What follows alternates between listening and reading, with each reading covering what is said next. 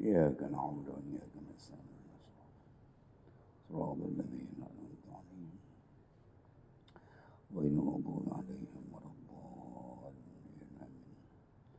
ولا حول ولا قوة إلا بالله. حسبنا الله ونعم الوكيل.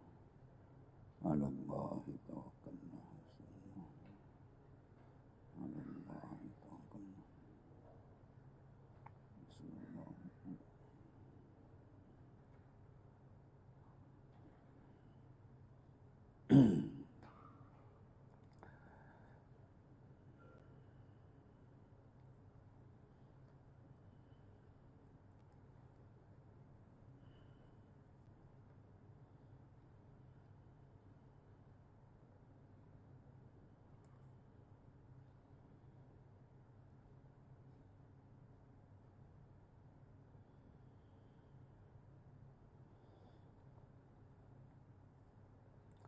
بسم الله الرحمن الرحيم.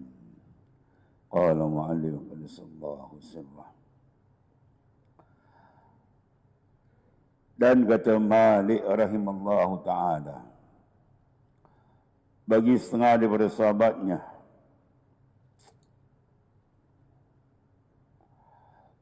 apa kata manusia pada syekhmu? Maka katanya, ada pun orang yang kasih itu. Maka tiada katanya melainkan kebajikan. Dan ada pun orang yang benci itu. Maka seperti yang telah engkau ketahui akan dia, kebanyakan manusia. Maka kata Malik, lagi akan berlindung kita kepada Allah daripada mengikut segala lisan yang mencela itu. Disambungkan daripada matan dulu mata, lamaka adamul iqbalil khalqi alaika au tawajjuhum bizammi ilaika farja ila ilmillah fik. Manakala menyakiti akan dikau, terasa sakit hati oleh ketiadaan berhadap manusia kepada kamu. Ya, bila manusia tidak berhadap kepada kita, kita gelisah, kita tak tenteram, tak senang. Kalau manusia berhadap, kita suka. Ya, itu tanda orang itu masih cacat rohani dia. Ataupun mereka berhadap dengan zam, mana mencela. Maka kalau ada begitu, farji' ila ilmillah fik, kembalikan balik kepada ilmu Allah. Hakikatnya semua itu daripada Allah Subhanahu wa taala. Orang mencela kita pada hakikatnya ialah dari Allah untuk mengajar kita. Ya, itu setengah daripada obat bagi jiwa manusia itu sendiri. Kemudian sambungan di bawah, fa in kana la yaqna'uka ilmuhu fika, maka pa musibatuka bi adami qana'atika bi ilmihi asyaddu min musibatika bi wujudil azam minhum. Maka jika ada pekerjaan itu tiada memadai akan dikau, fa in kana la yaqnuka, tidak memadai akan dikau pengetahuan Allah padamu, maka musibahmu dengan ketiadaan memadai akan dikau dengan pengetahuannya, ini pengetahuan Allah itu terlebih sangat daripada musibahmu dengan beroleh kesakitan daripada mereka apabila menyakiti mereka akan dikau, kerana bahawasanya memberi sakit mereka mengenai pada badan, dan ketiadaan memadai akan dikau dengan pengetahuan Allah Ta'ala itu memadamkan cahaya hatimu. Ini semua hasil hakikat dia, tuan-tuan, kerana kita mengenali Allah Ta'ala dengan sebenar pengenalan. Itulah kehasilan ataupun risiko orang yang tidak mengenali dengan sebenar akan Allah Subhanahu Wa Ta'ala. Kalau orang yang mengenali Tuhan sebenar, tidak ada apa-apa masalah bagi dia. Orang mencela dia, dia pandang balik kepada Tuhan. Maka dia selamat. Kalau orang puji dia pun dia balikkan kepada Allah, maka dia pun selamat. Orang puji dia nampak tu semua gerak dari Tuhan. Ya. Tu. Maka dia syukur kepada Allah dan memandang kebesaran Tuhan, bukan diri dia, maka dia selamat. Kalau orang caci dia, orang umpat dia, orang perjatuhkan dia, dia nampak hakikat dari Allah sebagai peringatan bagi diri dia, ya, yang lalai dan sebagainya, maka selamat. Punca dia apa?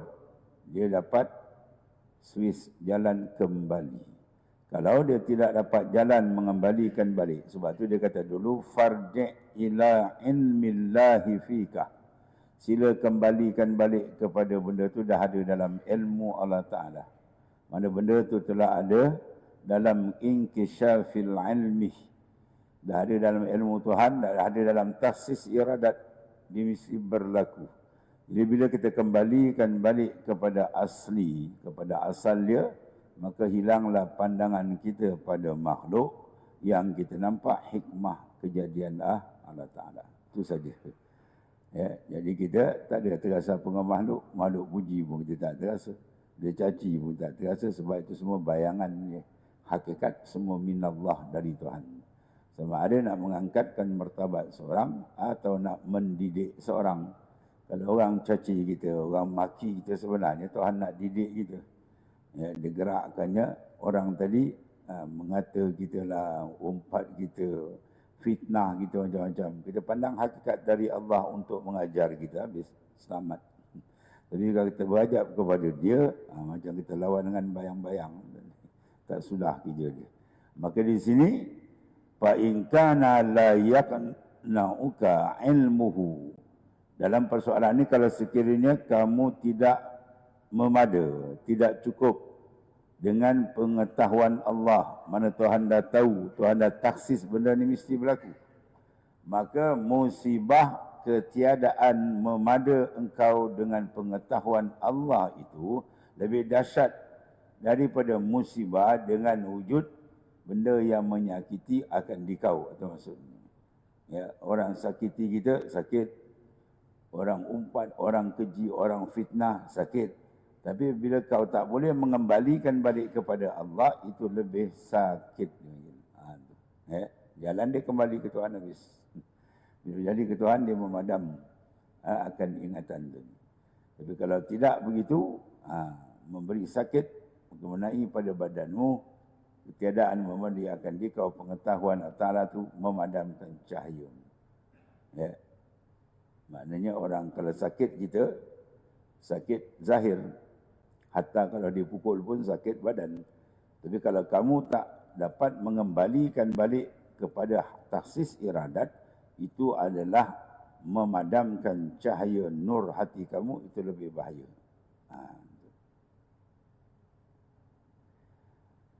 Sebab kerosakan rohani lebih hebat, lebih bahaya daripada kerosakan jasmani. Sebab itu dulu dah sebutkan, sengat tabuan ke atas badan yang luka lebih mudah daripada sengat nafsu ke atas orang yang salib. Orang yang salib bila disengat nafsu, ya kalbi dia, merosakkan perjalanan rohani dia dengan Tuhan. Lebih dahsyat daripada sengatan tabuan, ya, kepada anggota yang luka. Dia pergi menebas di dalam hutan, dalam kebun dia. Tiba-tiba sabit tu terpusing kena dekat kaki dia ke tangan dia, koyak. Dalam keadaan terkoyak dia punya apa tu, daging tadi datang pula tabuan, pergi sengat dekat situ. Dia tar dekat situ macam aku melaung dia sakit. Itu sakit kan? Tak hebat apabila sengat nafsu atas kalbi, lagi sakit. Ya, sengat tadi katalah dulu ada satu kes kan, sengat tabuan bawa kepada mati orang tu. Mati lah, mati jasad. Sengat nafsu, dia mati rohani, lagi bahaya. Sebab hidup rohani lebih besar dari hidup jasmani. Barang siapa yang tidak memberi tumpuan perhatian, pengamatan dengan hidup hayatur ruhani, maka habis dia kena azab. Ya, wa'lam annal haya hiyal hayatur ruhaniyah. Faman lam yadkhul bihazihil hayah qad azzabakumullahu bil hayatil jismaniyah. Ketahuilah kehidupan sebenar ialah kehidupan roh, bukan jasad. Jasad sempadan dikubur saja. Barang siapa yang tidak masuk dalam mengamat-amati dan memantau perkembangan rohani dia dengan Tuhan, dia hanya memantau jasad dia, boleh makan, boleh minum, boleh senang, itu saja. Sebenarnya orang itu telah diazab. Qad azzabakumullahu bil hayatil jismaniyah. Tuhan dah azab dia tu. Tuhan sedang azab dia dengan menutup jalan rohani, dia jadi hamba kepada jasmani. Ya, siang malam, pagi petang dia kira boleh dapat longgok duit, yang boleh makan, boleh minum, rumah besar, ada pangkat, ada jawatan, habis takat tu je. Sama macam haiwan. Lebih dahsyat daripada haiwan yang berkaki empat. Sebab beza kita dengan haiwan ialah hayatur ruhaniyah, kehidupan roh. Itu di antara kata Tuan Pengarang kepada kita, supaya kita perasan bahawasanya kesakitan luaran tidak sehebat kesakitan dalaman. Kesakitan luar, habis dia pintu kubur. Jadi kalau sakit dalam, dibawa sampai menghadap Allah Subhanahu Wa Taala. Kesan dia. Ya, jadi oleh kerana itu disuruh kita apa? Latih-latih biar kenal Tuhan tu biar tepat. Biar pengenalan Tuhan tu benar-benar kenal. Kenal Tuhan tu sungguh-sungguh terang. Jangan samar, jangan gelap. Dan pengenalan tu biar dia dekat, jangan jauh. Maka kalau dia kenal betul, insya-Allah selamat dia. Dan apa yang berlaku pada dia pun tak ada hal bagi dia. Sebab hati orang yang benar-benar mengenali Tuhan, hatinya telah diangkat hijab oleh Allah Ta'ala. Sebab itu selagi kita tutup dalam hijab, ya, kauniyah, hijab zulmaniyah, hijab nafsaniyah, itu menyebabkan rohani kita lemas. Ya, macam kita kurung seorang. Ya, kurung, tak ada pintu, tak ada apa, dia lemah kan. Rohani kita itulah. Kalau kita tak jaga, dia kena kurung, tak angkat hijab, ya, maka dia tak ada, maknanya kenikmatan bahkan terseksa di situ. Allah. Maka nak angkat hijab mesti apa kan? Dia kena ada keasyikan dengan Allah. Ya. Dan asyik dengan Allah Ta'ala, dia tak akan dapat, melainkan mesti dapat lazzatul zikr, kelazatan mengingati dan mentaati Tuhan. Semua benda itu kita kena semak. Dan kelazatan dengan Allah Ta'ala tidak akan hasil melainkan dengan istighalul qalbi. Kita memberi fokus dalam semua ibadat. Ibadat yang kita buat jangan hanya bayangan kulit luaran sahaja. Dia akan menipu kita. Kita nak dalaman tu. Iza kana al-ghalibu 'ala al-'abdi al-ishtighalu bih, ja'altu na'imahu wa lazzatahu fi zikri. Fa iza ja'altu na'imahu wa lazzatahu fi zikri, asyikani wa asyiktuhu. Fa iza asyikani wa asyiktuhu, rafa'tul hijab baini wa bainahu wa sirtu mu'alliman baina ainaihi la yashu iza sahan nas. Itu kata Imam Tariqat Ahmadiyah Idrisiyah, al-alim mu'allamah kutub yang besar, ya, iaitulah Sayyidi Ahmad Ibn Idris. Apabila adalah hamba itu ghalib memberi tumpuan kepada Allah Ta'ala, dia beri tumpu dalam ibadat, dalam zikir dan sebagainya, maka Tuhan jadikan dia lazat. Tuhan hadiahkan dia lazzatul zikr, kelazatan menghadap mengingati Allah. Satu.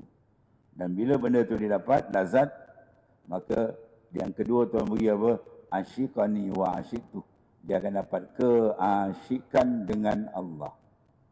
Dan Tuhan membalas keasyikan dia. Bila Tuhan balas keasyikan dia, rafa'atul hijab, aku buka hijab. Hijab antara dia dengan Tuhan tak ada dah. Sentiasa dia tawajuh kepada Ta'ala. Dan bila dia buka hijab, sirtu mu'aliman, aku sendiri yang ajar dan didik dia. Itu isyarat pada ilmu laduni. Dan dia takkan lupa iza sahan nas, ketika manusia dilanda oleh kegelapan kelalaian dengan Allah. Dan bila dia tidak lalai, dia masuk line tadilah. Sentiasa kalbi dia memandang tasis iradat Allah. Maka kalau orang caci dia tak nampak orang. Yang dia nampak ialah gerak dari Allah. Itu semua dah siap pada azal.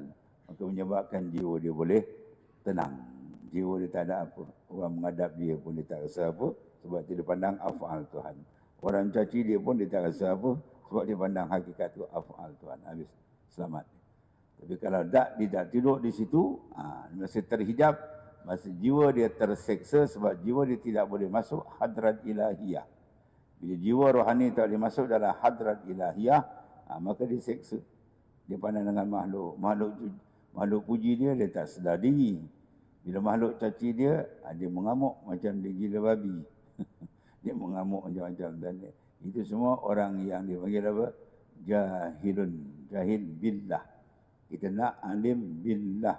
Bukan sekadar alim hukum Tuhan. Tapi dia kena kenal Tuhan sungguh. Nah saya selesai masalah dia. Sebab tu bila kembalikan balik Allah, dia akan tenang. Termasuk dalam umum ayat, ala bi zikrillahi tatma'innul qulub.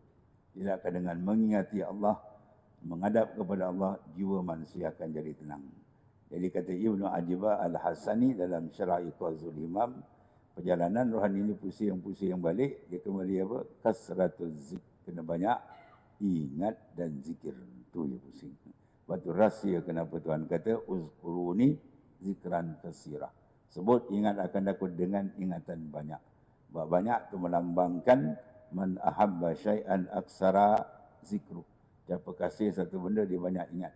Bermakna bila banyak, membawa kepada kasih. Maknanya Tuhan suruh ingat dia sampai tercetus nurul mahabbah, nurul isyq, cahaya ya mahabbah dan cahaya kerinduan dengan Tuhan.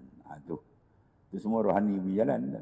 Sebab tu kalau dia tak masuk lain ni, maka dia terseksa dengan pengurusan ya pengamatan kepada sangkar luar saja, yang sempadan akhir dia ialah pintu kubur. Dan ya, yang ni kita nak bawa balik terus menghadap Allah SWT, iaitu qalbin salim. Yauma la yanfa'u malun wala banun illa man atallaha biqalbin salim. Apa qalbin salim? Itu dari hati yang sejahtera. Mana hati yang telah lepas daripada tawanan kepada makhluk. Hati dia sentiasa ma'allah. Allah.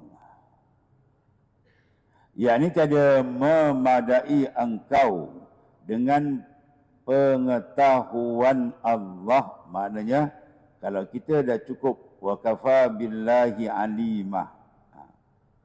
Contoh ya, kita buat ibadat, kita dah rasa, bukan tahu, rasa kita sedang dipandang tinggi oleh Allah. Kita dah ada dalam ilmu Tuhan. Apa yang kita buat ni semua dalam pandangan dia, ilmu dia. Oh, ketika itu selamat. Ya, dia cukup. Maka ketika itu dia tak ada heran lagi dengan pujian orang. Ya, dengan berhadapnya makhluk pada dia. Sebab apa? Dia sudah cukup dengan pandangan, pendengaran, pengetahuan dan penentuan taksis iradat Tuhan. Di situ kunci. Dan selagi yang ni tak terbuka, ketika itu jiwa dia takkan tenang. Jiwa dia terombang ambing, ya, tidak ada hakikat dengan Tuhannya. Dia hanya dengan makhluk. Orang yang hanya qalbi dengan makhluk, maka orang itu amat rugi dan terseksa kehidupan dia. Allah. Yang ini tiada memadai engkau dengan pengetahuan Allah. Sebab itu disuruh wa kafa billahi alima. Hasbunallahu wa ni'mal wakil. Semua wirid-wirid itu menghala ke arah yang makna yang kita bahas. Cukup kita dengan Tuhan. Dan berkendak engkau kepada pengetahuan manusia. Ya, dia buat ibadat. Kan? Dia tak seronok kecuali orang tahu. Orang puji. Orang besar-besarkan dia, orang bau dia seronok. Maka hati dia dipenjara. Dipenjara dengan makhluk. Dia panggil sidnul wujud. Sebab tu bagi para awliya, Tuhan hantarkan warid, dia keluar tu. Awrada alaikal warid, ya liyukhrijuka min sidnil wujud ila fada'is syuhud. Tuhan angkat dia daripada penjara hati dengan makhluk kepada padang luas musyahadah dia dengan Allah Ta'ala. Orang yang kenal makhluk saja, dia suka dengan makhluk, dia tak kenal Tuhan. Seolah-olah orang tu duduk dalam lokap. Umar 10-10 duk itu. Lemas tak? Lemah tak? Ya, kalau dia keluar pandangan daripada makhluk, dia terus mi'raj qalbi dia ke Tuhan, dia pergi pada fada'is syuhud. Mana musyahadah yang tinggi yang dirupakan fada', iaitu padang luas. Oh, lapang, ya. Seronok tengok. Ada cerita dalam kitab Qatrun Nada, kita nahu dan cerita dia buat cerita itu. Seorang raja, dia pergi memburu dengan pengiring. Tiba-tiba dia sampai satu kawasan badiah, kawasan pedalaman. Dia ternampak seorang gadis di kampung tu. Jadi sudah ada jatuh hati. Dia dah gila ke gadis tu. Akhir cerita, dia dapatlah menjadikan dia isteri, bernikah. Dia punya seronok, dia bawa balik bini dia masuk istana. Ya, pagi-pagi besok dia tengok isteri dia tak ada. Mana isteri dia kan tak ada, dia rupa dah balik kampung. Dia lari. Bila dia tanya isteri dia, kenapa engkau lari sedangkan aku duduk kau dalam istana? Macam dalam lokap dia. Aku pagi-pagi dapat tengok lapang seronok. Ni duduk dalam rumah kau, lemas dia. Itu maksudnya tuan.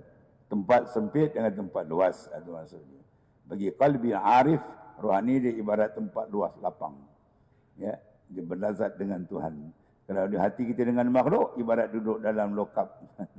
Ya, itulah maksud dia. Jadi keluarkan qalbi kita daripada ditawan oleh makhluk, sehingga taraf dia hatta yastawiya indahu, sama dia bagi dia al-madah wa zam. Orang puji pun tak rasa apa, orang caci pun dia tidak ada rasa apa-apa. Sebab apa? Sebab rohani dia rasanya dengan Tuhan, bukan dengan makhluk. Dan saya adalah engkau dapat musibah, iaitu berpaling kepada makhluk.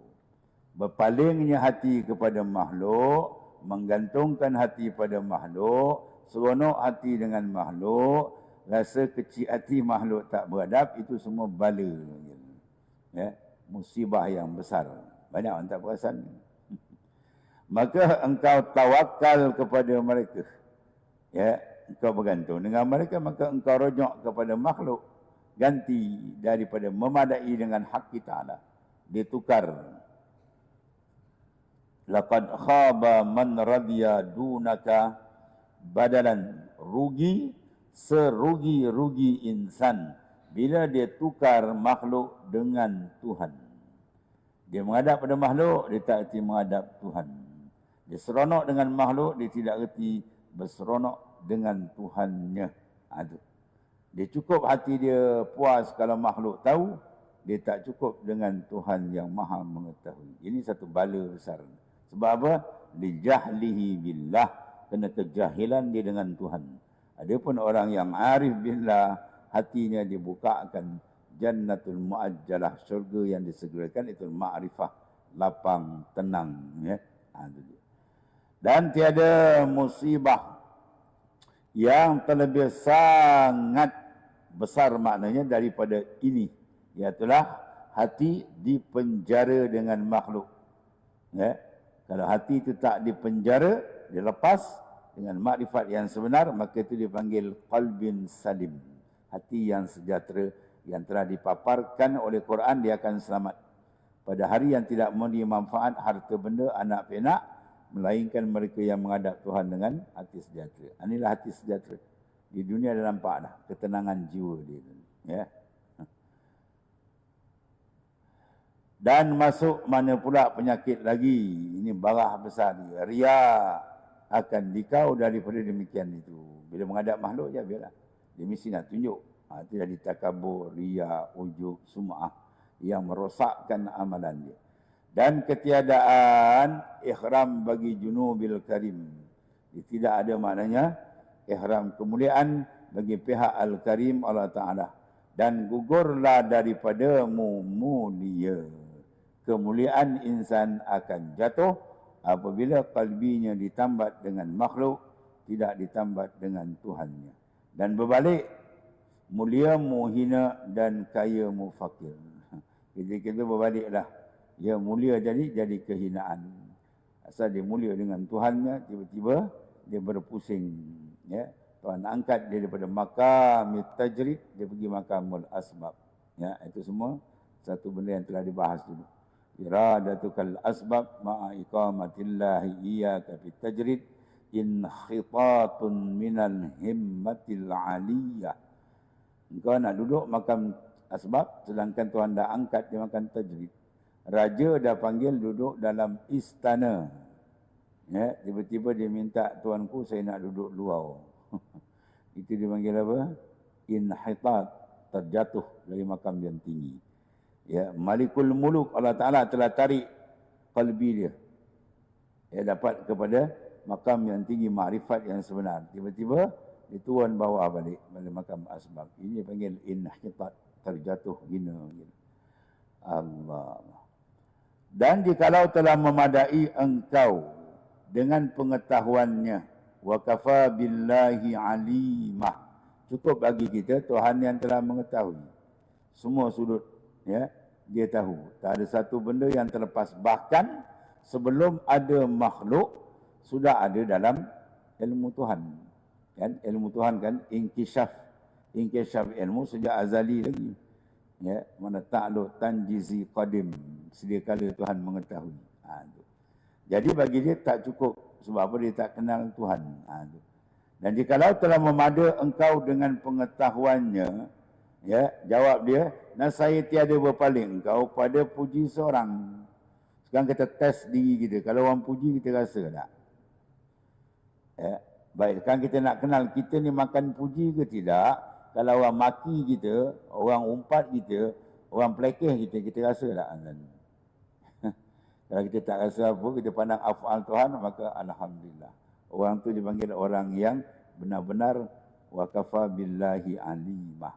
Dia memada cukup dengan pengetahuan Tuhan kepada diri dia. Sebab apa? Hati dia tidak lagi terikat, dia terpenjara dengan makhluk. Nanti tengok tuan-tuan ni perjalanan sufi hebat dulu. Dan jikalau telah memadai engkau dengan pengetahuan Allah Ta'ala, pengetahuannya mana pengetahuan Tuhan, dah cukup. Nah, saya tiada berpaling engkau pada puji seorang. Mana orang puji dia tak ada rasa apa. Dan tiada bagi celanya. Quran kata apa? La yakhafuna laumata laim. La yakhafun, mereka tak takut laumata laim, celaan orang-orang yang mencela. Orang kata dia, orang umpat dia, orang kata apa, dia senyum. Ya. Satu hari, satu cerita seorang saleh. Ya.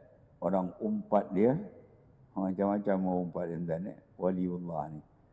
Kemudian dia datangkan orang yang mengumpat tu, dia hadiahkan satu talam rutab, atau rutab, tamar madu, tamas pemasakan. Orang tu kata dia, umpat dia hadiahkan kawan tu rutab. Ya, sebab apa? Sebab orang yang mengumpat, dia punya pahala akan masuk pada mizan timbangan orang yang diumpat. Betul Rasulullah hadis, Rasulullah kata, anta dulu kenal muflis, engkau kenal tak orang muflis? Sahabat tanya, man la dirham lahu wala mata. Orang yang tak ada harta benda, tak ada apa, hutang lebih banyak daripada duit, itu muflis. Bukan, itu muflis dunia. Yang aku nak muflis di akhirat. Iaitu orang yang ada sembayangnya, ada puasanya, ibadat begitu banyak. Tapi wasyatama haza wa qazafa haza. Ya, dia umpat orang sana, dia keji orang sana, dia fitnah orang sana. Dia pahala dia semua masuk ke orang yang disakiti tadi. Akhirnya dah tak ada, habis. Bila habis tak ada nak pusing balik, besok tak cukup pusing. Orang yang diumpat tadi punya dosa masuk balik, pusing masuk. Biarlah pahala dah tak ada, dosa dia ada, dosa kawan pula masuk bagi mizan timbangan dia, faul qiya finnar, lalu dihumban ke dalam neraka. Itu muflis yang sebenar. Jadi seorang wali dia pernah faham kendak daripada hadis. Jadi bila orang umpat dia, sebenarnya apa? Orang top up. Jadi kau punya amal masuk, oh Masya Allah, bukan nilai tapi aku bagi setakat nilai. Ambillah satu talam. Kawan pun terperanjat, aku kata dia bagi aku tamar. Dia bagi aku makanan. Sebab engkau tilik benda luar, ambillah makan. Dia tilik benda dalam yang besar nilaiannya. Ya? Itu dia antara maksud dia. Apa dia maksud di sini? Pentingnya kita menyemak kedudukan makrifat kita dengan Allah. Ya. Ya, kalau tinggi, cecah tanpa taraf tu tak ada apa lagi. Ketika tu alhamdulillah, syukur, mudah-mudahan Tuhan tambah lagi. Ya. Dan satu lagi kata, dan katanya, alamat memadai dengan pengetahuan Allah. Tanda seorang itu cukup dia dengan Tuhan. Iaitu memeliharakan daripada yang jatuh, daripada barang yang memberi sakit, ia akan dikau. Mana dia tergasa, tak ada rasa apa. Dia boleh pelihara, dia boleh kawal apa saja yang disakiti orang. Kata dia kan saja. Sebab dia tak pandang orang, dia pandang itu gerak dari Allah. Pengajaran dari Allah Subhanahu Wa Taala.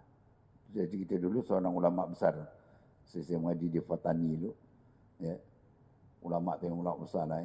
Di Pondok Dala. Nama kampung tu Kampung Dala. Ini ilmu alat sedap itu. Jadi satu hari bila tuan guru buat kuliah umum dengan orang kampung, semua ramai lah orang kan. Dia kata ni saya nak bacakan satu surat lah. Ingatkan nak baca surat apa? Ni surat ada orang protes, orang komplain saya. Dia baca surat tu. Tuan guru gini-gini, orang komplain dia tu dia baca. Alhamdulillah, syukur ada orang tolong tegur saya. Kalau apa-apa saya salah tolong tegur. Ya, kalau gitu macam dan orang tegur, kau siapa? Kata koyak tu. Ini bukan dia terima. Sampai dia ajar nafsu dia tu, dia didik nafsu dia bacakan surat tu. Dia nak entam diri dia balik supaya down. Sebab nikmat para wali bila nafsu dia turun ke bawah tu, dia akan rasa satu kelazatan dia dengan Allah Ta'ala. Bila kita boleh jatuhkan nafsu. Ya. Macam kita cerita si Ibrahim Idham, bila dia tolak kaki sikap masjid sampai jatuh ke tanah, apa dia kata? Inilah nikmat yang paling hebat sepanjang hayatku. Dia kena tolak kaki sampai jatuh ke tanah, dia rasa nikmat. Sebab apa? Ukuran dia bukan ukuran jismani, dia ukuran rohani. Ya. Di situ je. Supaya di sinilah dia kata. Alamat dia, bila orang kata apa, kita tak rasa pula. Sebab kita pandang hakikat itu dari Allah. Habis. Dan kata Bishr Al-Hafi radhiyallahu an, bermula diam hati kepada menerima puji baginya itu terlebih sangat daripada segala maksiat, segala musibah. Diam hati, faham tak? Hati diam apa maksud dia? Seronok hati kepada menerima puji baginya. Orang puji, orang seronok. Itu terlebih sangat, mana terlebih bahaya daripada segala musibah. Musibah macam itu. Macam tadilah maknanya. Ya. Mana unsur lahir dengan unsur rohani, yang rohani itu kena jaga. Cacat rohani lebih besar daripada cacat jasmani. Macam tadi. Mana sengat tabuan pada anggota luka itu lebih mudah, lebih rendah nak dibandingkan sengat nafsu atau rohani. Nafsu sengat dalam dia habis. Ya, boleh merosakkan kontak dia dengan Allah Subhanahu Wa Taala. Itu di antara pesanan dan pengarang. Kemudian innama ajra ilaika al-azah ala aidihim kaila yakunu sakinan ilaihim. Ini lagi sedap ni. Sebab apa Tuhan lakukan begitu? Ini belakang akan cerita. Tuhan nak jaga kita supaya hati kita jangan terikat dengan makhluk. Summa qalu wallahu a'lam. Bismillahirrahmanirrahim. Alhamdulillah rabbil alamin. Sayyidina wa maulana Muhammadin. Allahumma ighfir lana ya rabbana. Inna khairal. Alhamdulillah. Subhanakallahumma